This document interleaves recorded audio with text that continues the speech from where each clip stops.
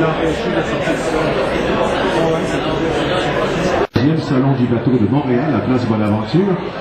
Ici Louis Hardy, je vous parle du kiosque de la Fédération de voile du Québec qui s'est donné comme mandat cette année de vous faire connaître davantage ces athlètes, ces coureurs, des gars audacieux qui souvent construisent leur bateau et qui le mènent par des temps impossibles à des vitesses hallucinantes. Alors on veut vous présenter quelques-uns de ces athlètes qui font dans la rapidité. Alors c'est le salon des athlètes de Voile Québec et nous allons, si vous voulez, entreprendre tout de suite sur cette portion vitesse pure avec toute une équipe qui exerce leur art, peut-on dire, sur des bateaux différents. Alors vous avez ici une bande de F30, ce sont des catamarans de vitesse. On en a une photographie là-bas d'un bateau de M. Carignan. On va en parler tantôt, Sylvain, parce que le premier qui va parler ici ce soir, c'est Maxime Loisel, cet après-midi, pardon, je perds la notion du temps. On parlera des F30 ensuite, puis on va parler de Maxime Loisel. Et je vais vous donner la raison, vous allez comprendre, messieurs, c'est que la formule sur laquelle excelle M. Loisel ici, c'est la F18, et c'est une formule dans laquelle il peut se passer des choses extrêmement intéressantes pour toi, Maxime, et pour les athlètes qui compétitionnent dans cette classe. Si tu veux t'avancer un petit peu, s'il te plaît, vers la caméra, et nous dire un petit peu en quoi consiste cette Formule 18, cette F18. C'est un catamaran de vitesse, comme on disait tantôt. Comme le F18 le dit, c'est un catamaran de 18 pieds. Le plus important, c'est que le F18 est une classe qui a été créée. Pour ceux qui connaissent un peu moins les classes, on est habitué beaucoup dans les courses de voile à des courses monotypes. Tout le monde possède le même bateau, tout le monde veut compétitionner à armes égales si on veut. La F18 est déclarée une classe justement pour avoir une concurrence entre les fabricants de bateaux. Tant longtemps que le fabricant construit le bateau en respectant les normes de la classe, ton bateau peut être cassé, jaugé avec F18. Et puis là, ce qui est très intéressant, c'est que le catamaran a perdu un peu de popularité. La classe F18 s'est créée en 1996. Et puis là, ça a gagné de la popularité, c'est incroyable. Oui. Présentement, sur le circuit F18 international, on a peut-être une dizaine environ de modèles différents de bateaux, des différentes voiles, différents concepteurs et tout. Et qui peuvent courir les uns contre les autres. Ils peuvent courir contre les autres. On course en temps réel, il n'y a pas d'handicap, il n'y a pas rien. Donc c'est très intéressant. Moi, je voudrais savoir, toi, où tu te situes, Maxime Loisel, dans cette classe-là. Tu es dans l'élite canadienne de cette classe et de ces athlètes. Alors, quels sont les éléments de ton palmarès? Bien, ça fait présentement 9 ans que je suis sur le circuit canadien de 18. On a commencé ça, j'ai commencé à Québec à la Métropole. C'est sûr que ça a commencé, c'était très à la petite échelle un peu, on était uniquement sur le circuit canadien.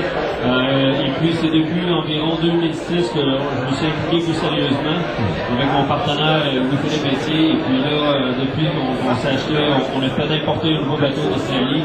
On était les premiers Canadiens à faire venir ce bateau-là au Canada, le Capricorn. Depuis ce temps-là, on a connu des succès. Ça fait 5 championnats du monde que je représente le Canada là. Tu es terminé parmi les 10 premiers déjà. Au Canada, depuis 2000, on a gagné le championnat canadien en 2006, 2007, en 2007, 2008, 2009. En 2010, il m'a échappé. Tu vas corriger ça en 2011. C'est sûr qu'on va corriger ça. Ça, c'est sûr, là. Je veux dire, c'est sûr qu'on entend parler. J'ai laissé le titre à mon ami parce que malheureusement, j'ai dû m'absenter de l'événement, je n'ai pas pu me présenter. Donc, clin d'œil à mon ami Olivier Pilon qui a remporté cette année. Comment s'appelle-t-il? Olivier Pilon. Il a fait un travail incroyable. J'ai participé à quelques courses avec justement Olivier Pilon, championnat du monde, championnat nord-américain, qui a quand même très bien performé. En gros, mon gros succès de ma carrière, c'était les championnats du monde de 2009 en Belgique, où il y avait des courses, des événements dans du 30 nœuds de vent. Vent incroyable, on parle de 180 bateaux sur une ligne de départ. Il y a eu quoi, 12 à 15 courses durant toute la semaine d'événements. Et puis on a réussi à avoir sur ces 12 courses, on a réussi à avoir une victoire et un top. On est arrivé 6e dans la même journée, au-dessus de 30 minutes. Alors donc vous êtes à l'aise dans le gros temps? Dans le gros temps, très à l'aise. Ça, c'était le mercredi. Après 3 jours de compétition au championnat du monde, là, on était classé 12e au monde sur 180 bateaux. Fait que c'était vraiment un résultat pour nous qui font de la voile ici on s'entend, 4 fois par année. On n'a pas commencé à vendre depuis non plus. Fait que, avec les moyens qu'on a, Au-dessus des espérances. beaucoup au-dessus. Personnellement, je suis satisfait. Et je regarde la moyenne sur les championnats que j'ai faites. Je me considère être parmi les 30, dans les 30 premiers équipages. 30 meilleurs au monde. Voilà. Et en quoi est-ce que le bateau que vous avez importé d'Australie est-il important dans ces résultats-là? Est-ce que ces résultats-là sont venus avec votre nouveau bateau, le Capricorn que vous vous appelez, ou si vous aviez déjà commencé à performer avant? Comme dit, c'est une classe ouverte, une compétition incroyable avec les fabricants. Donc, année en année, l'innovation qui est vraiment impressionnant de voir l'innovation de voile. Principalement, c'est sûr qu'on voit tout le temps les changements dans les voiles. Mais c'est de voir se lancer comme ça. Et nous, en important un nouveau bateau, mais ça va rendre juste la concurrence ici au Québec et au Canada. Et puis, nous, c'est un bateau. C'est sûr que chaque bateau dans la classe a choisi certains compétitions, certains qui sont performants, vraiment le titan, le gros temps, c'est question de compromis. Nous, on est allé chercher un bateau qui nous satisfait mieux à notre style de navigation. Et ensuite, ça l'a permis. Et votre style de navigation, c'est le gros temps, comme on disait tantôt? Le style de navigation, c'est le gros temps. Oui. On est... L'écoute entre les dents, et puis... c'est 30 000 vents. Normalement, là, à 30 000 vents, comme je disais, l'exemple que j'en ai en Belgique, je vous montre, 30 000 vents, normalement, il n'y a pas de course. C'est annulé. Oui. C'est un championnat du monde, 5 dans le bateau. Ils sont déplacés partout dans le monde, il faut que ça On court. ne peut pas se permettre d'arrêter ça. Et puis, on s'entend tranquillement, normalement, les freins rentrent de l'eau, ça sort tout. On peut être passé et tout. Nous, on va là, c'est là-dedans qu'on s'amuse. La vague de quoi, 6 mètres environ. Oui. C'est incroyable. Mais on ne pourrait pas s'attendre à ce type de préférence que vous avez d'équipage de marins qui naviguent dans des eaux intérieures. Du 30 nœuds de vent à Québec, j'admets que l'été c'est assez rare, sauf peut-être même dans les orages, ça peut être rare. Où vous avez développé ça, ce goût-là pour le gros temps et cette expertise-là? J'avoue qu'il y a deux types de navigation, comme on dit, naviguer en eau intérieure et naviguer sur les mers. C'est deux types de navigation qu'on l'a appris à la dure, parce que nous, on est habitués à le faire en eau intérieure. On performait très bien dans le gros vent, aussi en eau intérieure, mais on l'a appris à la dure. Je suis un championnat nord-américain, on l'a fait au Texas. Et puis, il fallait apprendre à naviguer avec le swell, la vague, la houle.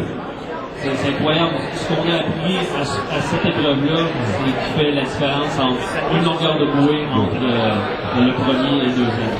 Maxime, on va commencer à parler des choses plates maintenant. Dans les entrevues, il y a toujours un moment pour ça.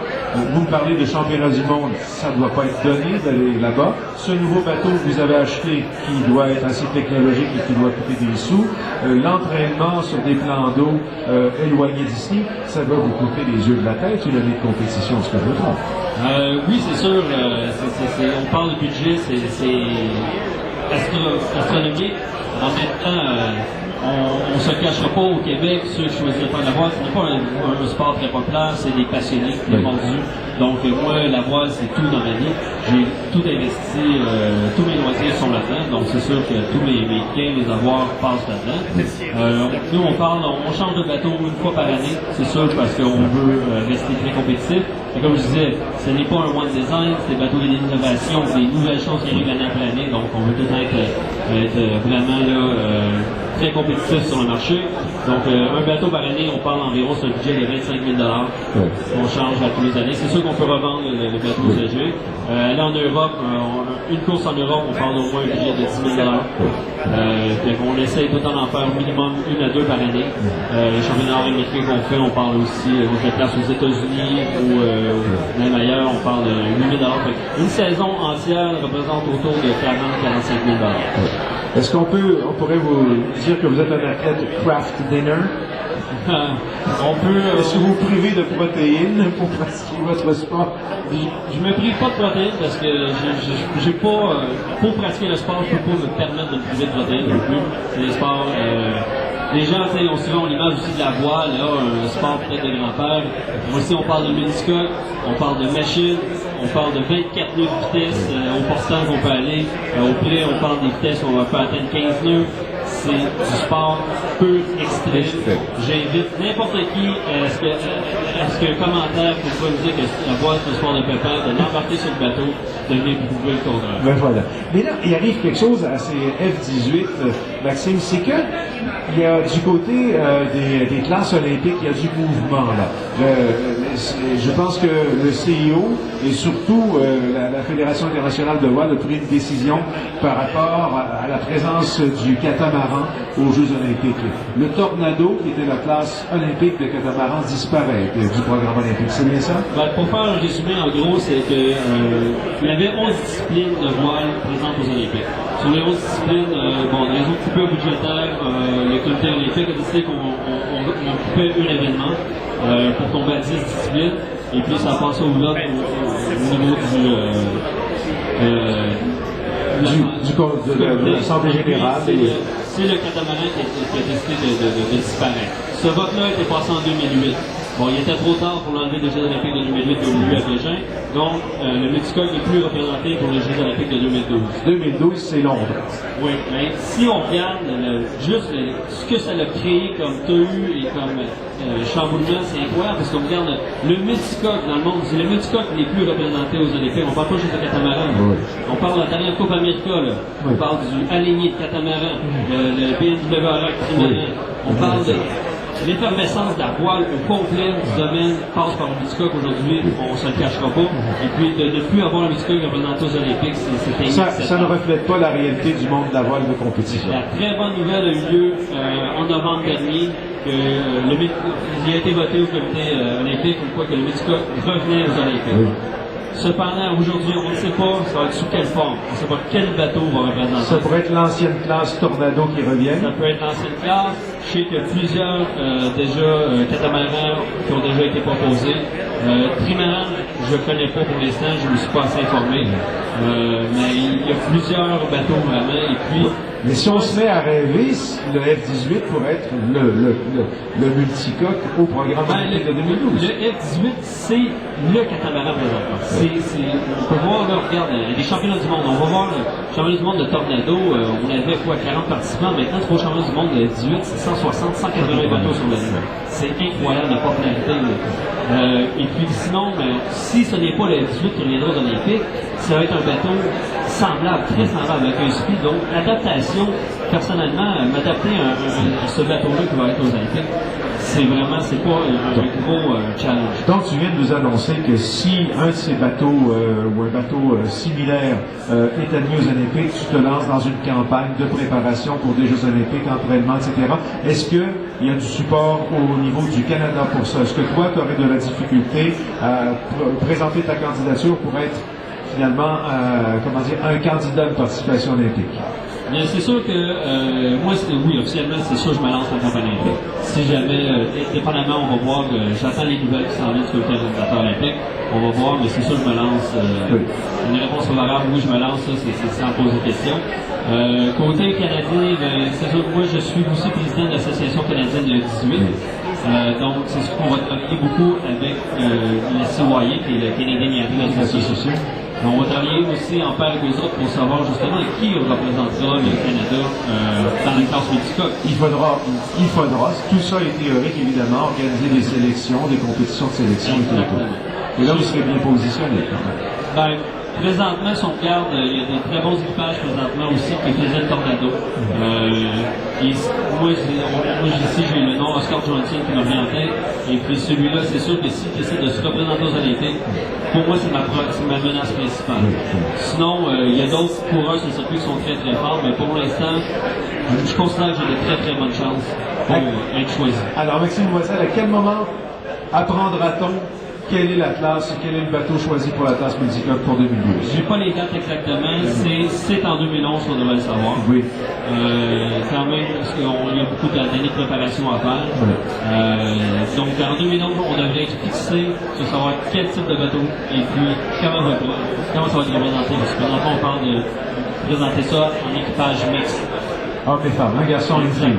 Voilà. Donc, non plus, c'est pas couvert notre bateau. Alors, puis pour 2011, plus immédiatement, quel sera votre programme de navigation? Est-ce qu'il y a des championnats du monde en 2011? En 2011, le championnat du monde qui va avoir lieu en Hongrie. C'est sûr que là, on parlait aussi encore beaucoup de coups. Je veux juste en profiter pour remercier, j'ai 3 commanditaires principaux. allons-y. C'est un groupe Océan qui m'appuie vraiment. Les gros remorqueurs qu'on voit dans le port. Exactement. Je travaille pour Industrie Océan, qui est le chantier maritime à l'île aux Coudres, comme architecte naval là-bas. Ah oui, d'accord. Donc c'est mon support principal. Aussi, j'ai Zach aussi. Zach qui vend des vêtements pour wetsuit, la voile et tout, qui supportent, qui sont très très présents dans tout le marché de la voile en général, cette compétition. Alors, vous n'avez plus qu'à remercier ces gens-là qui encouragent les voileux. Exactement. Et puis, sinon, pour la saison 2011, bon oui, on a le circuit canadien, on a le circuit provincial qui contient 6 événements cette année. En plus, on ajoute à ça le circuit de championnat canadien. On va avoir le championnat nord-américain qu'on devrait se présenter, le championnat du monde, bien sûr. On va avoir d'autres événements aussi hors circuit, si on veut. J'ai des courses que je parle en Nouvelle-Écosse, en Ontario. On parle aussi, peut-être en hiver prochain, on va faire des courses et raids à Sainte-Barbe, des choses comme ça. Ça ne va pas vous laisser beaucoup de temps libre, ça. Dites-moi si vous vous entraînez, votre base d'entraînement principale, c'est où? Je suis basé à la ville de Beauport, à Québec. On s'entraîne là beaucoup avec mon partenaire présentement, Louis Philippe. Nous, on s'entraîne énormément pour ça. Pour une campagne olympique éventuellement, on va voir, je sais qu'avec, je suis en discussion avec mon partenaire présentement. D'accord. Eh bien, Maxime Loisel, bravo pour toutes ces réalisations. C'est un beau palmarès que vous avez. Et puis, vous portez haut les couleurs de la Fédération de voile du Québec, non seulement ici, mais également à l'étranger. On l'a vu en Belgique. Et là, j'aimerais attirer votre attention sur un point quand même capital de ce salon des athlètes voile Québec. Si vous voulez vous tourner un petit peu, regardez derrière vous, regardez. C'est comme ça qu'ils ont écouté. Ils ont été attentifs comme ça pendant toute l'entrevue. Ils n'ont pas dit un mot. Ils sont exemplaires. Alors, Maxime, en vous remerciant, je vais vous inviter à trouver quelqu'un. Vous allez vous installer derrière eux. Et là, vous allez trouver quelqu'un pour placoter. Une personne avec qui placoter pour leur rendre l'appareil. Ils n'ont pas arrêté de parler. Des mémères, des pis, c'était effrayant. Voilà, c'était Maxime Loisel au Salon des athlètes voile Québec. Bon vent, Maxime.